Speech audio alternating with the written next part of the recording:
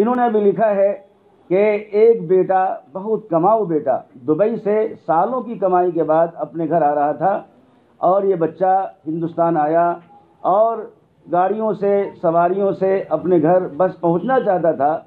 اور بس آنگن میں وہ داخل ہونا چاہتا تھا کہ ایک چیل اپنے پاؤں میں، اپنے چنگل میں سانپ دبائے منڈلا رہی تھی، اور وہ سانپ نیچے گرا اور اس نے اس نوجوان کو ڈسا، اور پھر چیل منڈلا رہی تھی اور چیل پھر نیچے آئی اور اس سانپ کو لے کے اڑ گئی۔ ایسا نہیں ہے کہ وہ اتفاقی واقعہ تھا، اللہ سبحانہ وتعالیٰ کی طرف سے موت کا وقت وہی طے تھا کہ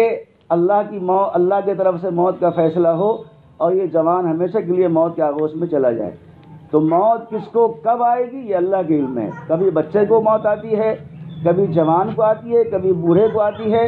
اور کب کس کے لیے موت کا فیصلہ ہونا ہے یہ اللہ سبحانہ وتعالیٰ جو عالم الغیب والشہادہ ہیں، یہ اللہ سبحانہ وتعالیٰ کے علم میں ہے۔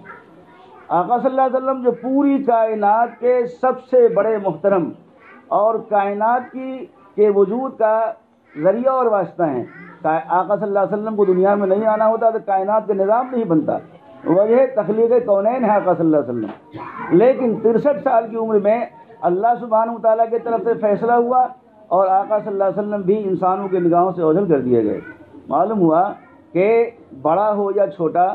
شہری ہو یا دیہاتی، مالدار ہو یا غریب، پڑھا لکھا ہو یا ناخواندہ، مرد ہو یا عورت، بوڑھا ہو یا جوان، سب کے لیے اللہ سبحانہ وتعالیٰ کی طرف سے یہ موت کا فیصلہ طے ہے، اور طے شدہ وقت میں یہ فیصلہ سامنے آتا ہے۔ تو